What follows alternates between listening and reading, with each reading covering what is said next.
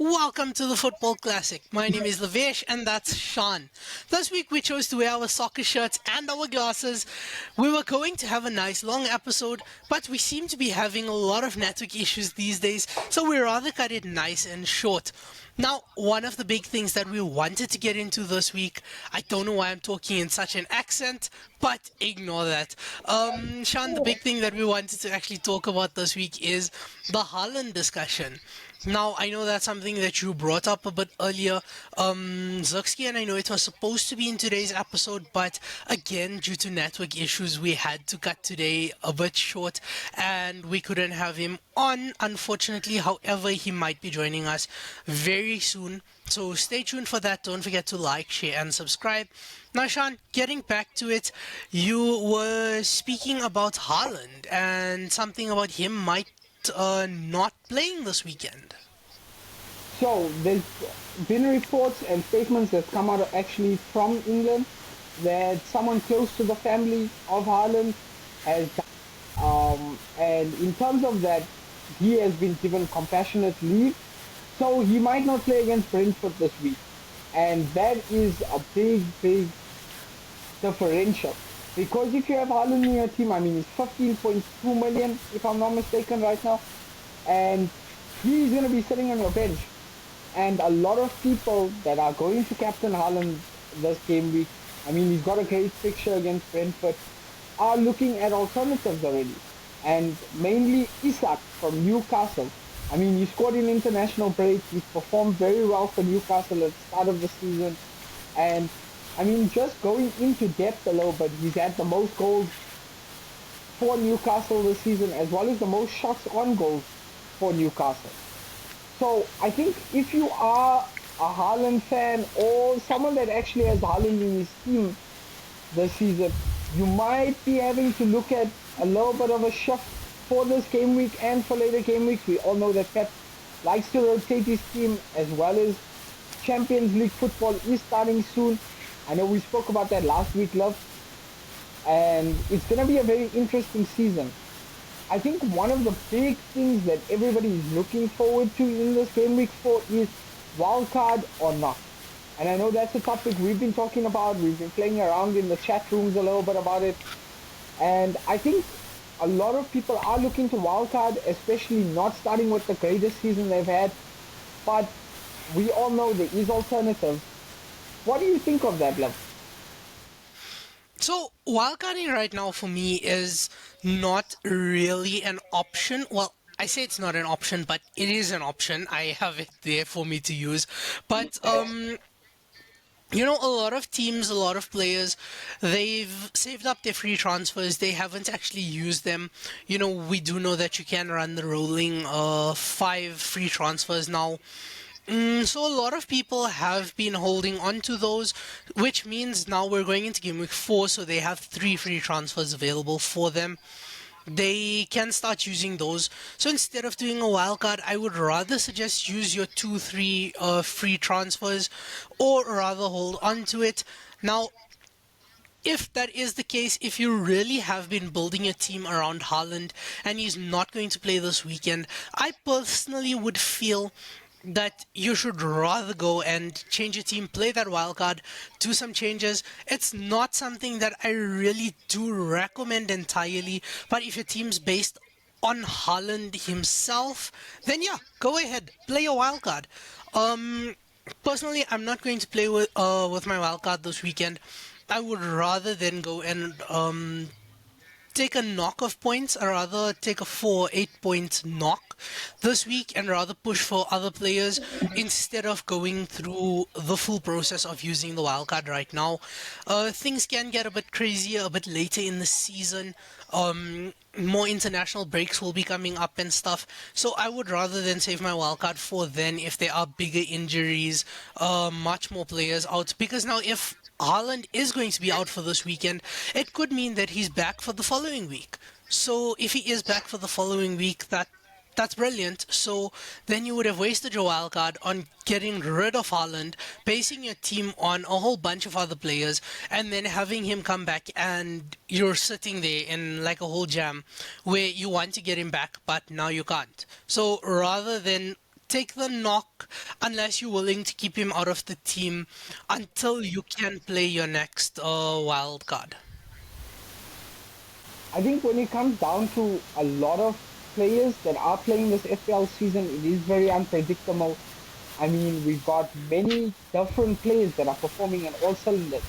Just taking a look at a team like Brighton, for instance, Joe Pedri and Welbeck have been outstanding players. I mean, they've been some of the big standout choices in that budget differential places that you are looking at. I mean, there are two budget friendly forwards if you are willing to kind of change around your team. I know one player you will be looking to take out of your team, or well, actually two, is Darwin Nunes and Declan Rice. I know we mentioned Declan Rice a lot on the show, but he seems to be one of those players that is not performing or has not performed. I mean, I'm not a fan of Declan Rice. I never have been. I have never had him in my team, but he's kind of been a bum. I mean, you can attest to that.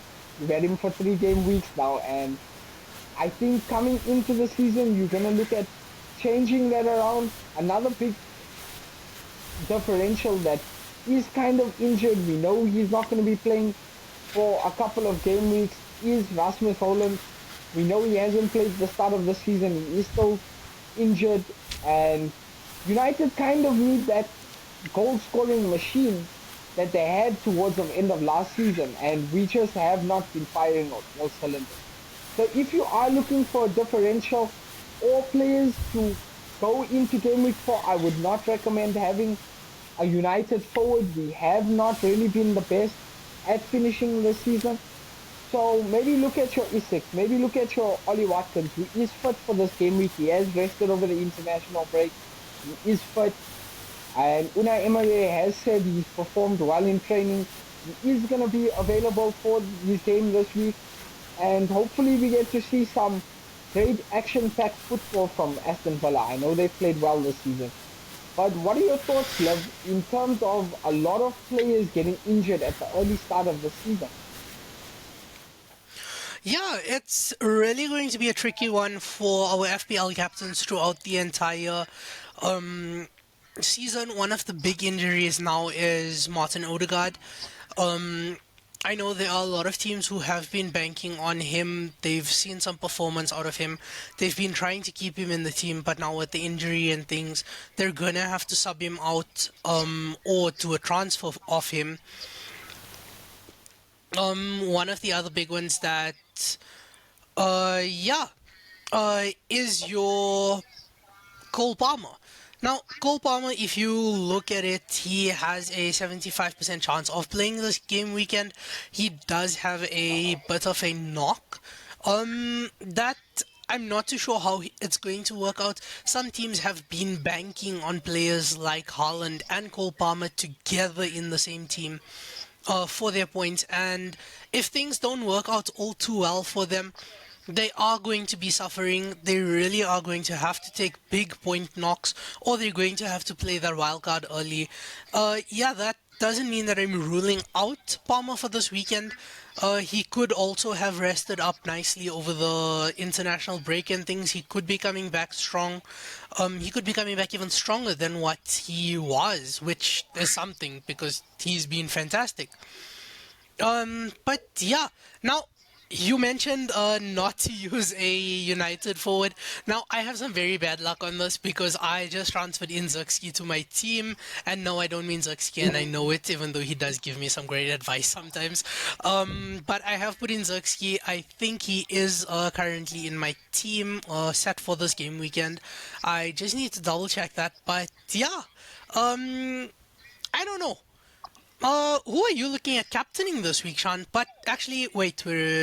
Before we get into who you're captaining, there is something that I do need to pull up quickly on my side that we really do need to mention is who our top player for the previous week is. I actually forgot that we didn't do that last week. Okay, let's go into the Football Classic League. Now, for the previous weekend, we have our common top player, that is Million. Million is at the top with 249 points. And second and third place is actually the same. Well, two players who are tied on the same point.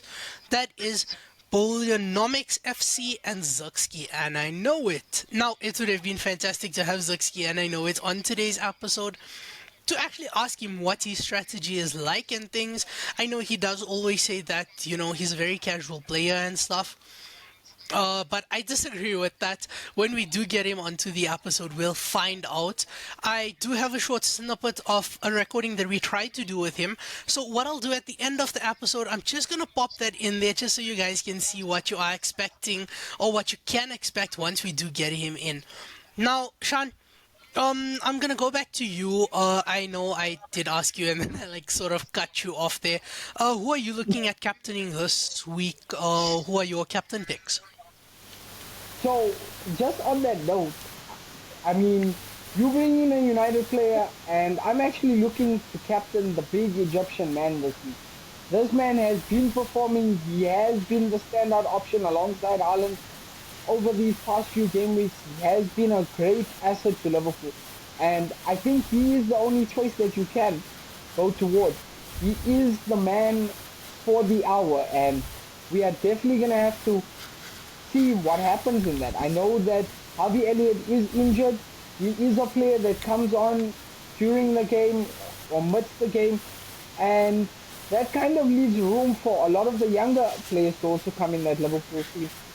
We know Chisia is also injured. He is your recent signing. He has performed well in Serie A, but Salah looks like the standout option still for you guys. Another thing that a lot of people have been talking about in the chat is looking at a couple of the differentials for captains this game week. I mean, Watkins against Everton, that is a standout option. If you've got Ollie Watkins, you can bank on a man like that. He has performed quite well over last season, not too great this season, but he is kind of your standout option and a player that you should be looking at towards bringing in, especially the good game fixtures that he does have. I know in previous episodes I wasn't really happy with his performances, but I think he is rested now.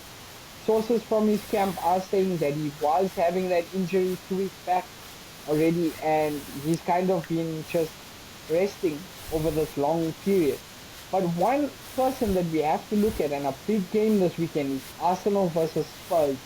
And I mean, if you have Son, if you have Saka, that is the battle for the ages, or the battle for this game week, as we're going to put it. I would avoid captaining those two, knowing that they are both playing against each other. London fixtures aren't like Liverpool versus United. We know it can be dull, it can be boring towards it. There isn't a lot of goals in a lot of the London derbies.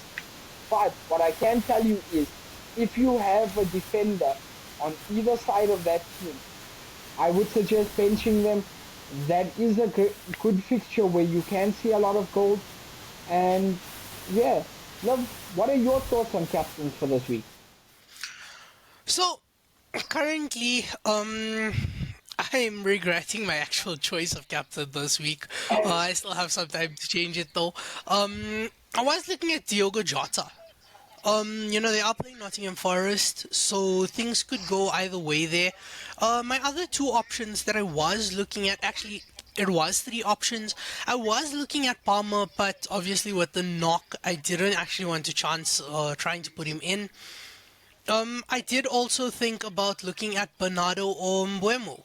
Now, for me personally, I thought because it's Nottingham Forest, Liverpool could have a good chance. If I do get lucky and Jota does start, he has had some great time. He's always been a good player for Liverpool. He has some good ways about him. So yeah, that's somebody that I'm definitely looking at. Again, Salah is a brilliant choice. Now, I still haven't went to put in Salah into my team. I might look at putting Salah in if we do go and get a uh or if we do get a bit closer and I do decide that I want to use my wild card. Once I do use my wild card, then I'd probably consider putting in Salah. If Haaland is still fit, if his performance remains and things for the rest of the season, it might be something that I look at putting in Haaland as well. Now, I know it always seems like every week I'm against Haaland, I'm against Salah, and whatever, but I'm not. I just feel that for the price that you're paying for them, you can get something better. Yeah, that's really it from my side. I'd say I'm gonna stick with Jota for this weekend. If you have Salah, stick with Salah. That's a very good choice. Yeah, that's the way I'm gonna go for this weekend. Well, as long as we all agree, and this season has been a spectacular season. I mean, the first three game weeks, we've had standout performances from both of them. But two players that we actually really have to look at has been Danny Welbeck and Pedro Porro, actually. They scored a lot of goals over these three game weeks, and they are kind of differential. I mean, if people have been looking at the fixtures the way that I've been looking at their fixtures, they play Ipswich. Ipswich is the team that has conceded the most goals so far in the season, thanks to Liverpool and City. Of course, they have outdone themselves against their team. But a recurring thing that always happens in FPL, and we know this, is the smaller teams that do come up from the championship tend to get plowed through by these bigger teams, the teams that have a lot more fierce players that are scoring week in, week out. I know one player that you probably still kick your ass all the time, game week in and out, is Darwin Nunes. He hasn't started for Liverpool. He's not in Slot's favor. And I think we're gonna have to look at this game week like we do at every other game week. It's gonna be an exciting one. It's gonna be a cracking one. There is brilliant games that are coming in this game week, and hopefully we get to get Xerxes, and I know it on it soon, and kind of hear his thoughts on it. But from my side, I think that's all for this week. Yeah, thank you so much, Sean. I agree. That's it from me as well. And thank you so much for listening to the Football Classic. My name is Lavesh. I was joined by Sean, my co host. And thank you so much for listening to the Football Classic once again. Don't forget to like, share, and subscribe. And if you want to, in the comments down below, you'll find a link to our Football Classic League on Fantasy Premier League, so don't forget to join that. And if you are at the top of the league at the end of the game week, you might get a shout out as well, just like Million does almost every week now. Thanks, everyone.